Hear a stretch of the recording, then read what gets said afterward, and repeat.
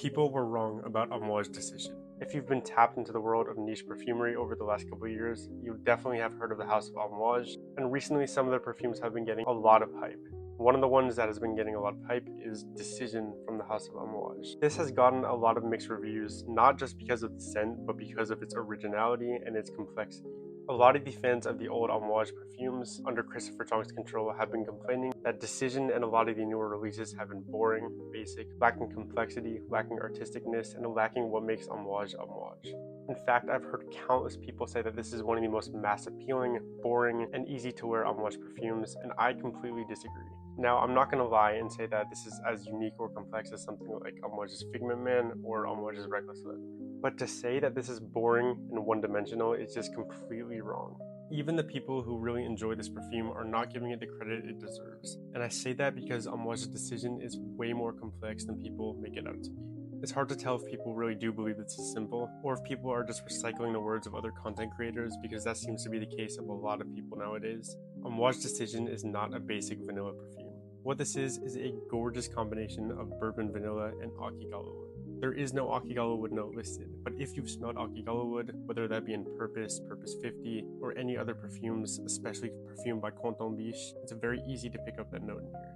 Akigala wood is a fake note derived from patchouli. It has this very dry, familiar, and almost nostalgic feeling. It kind of smells like an old carpeted warehouse that's been abandoned for many years. Decision takes this note and plays a very unique role with it.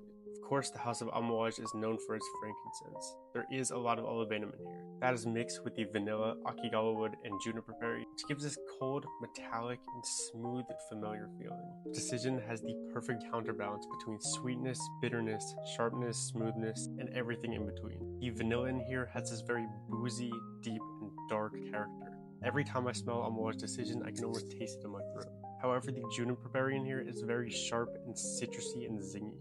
And then there's the Akigala wood note, which is making this very dense, scratchy, and nostalgic. The thing that I do agree upon is that this is a relatively easy to wear perfume. But with that being said, this is still one of the most unique and well done perfumes I've smelled in the last couple of years. In fact, Decision is so unique that it's hard for me to describe.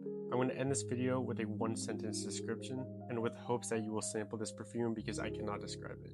If I had one sentence to describe Amouage's Decision, it smells like bourbon and vanilla spilled over a dusty and old carpet in an abandoned warehouse. It has mass appealing qualities. It has that heavy and dense boozy feel of a bourbon vanilla, but it also has sharpness. It has lots of complexity and lots of depth. I almost get a papery quality, like the smell of old books in the library.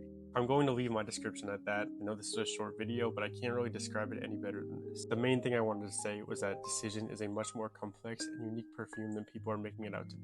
Let me know if you've sampled this. Thank you for watching, and I'm going to post a review on Amouage's Figment Man very soon.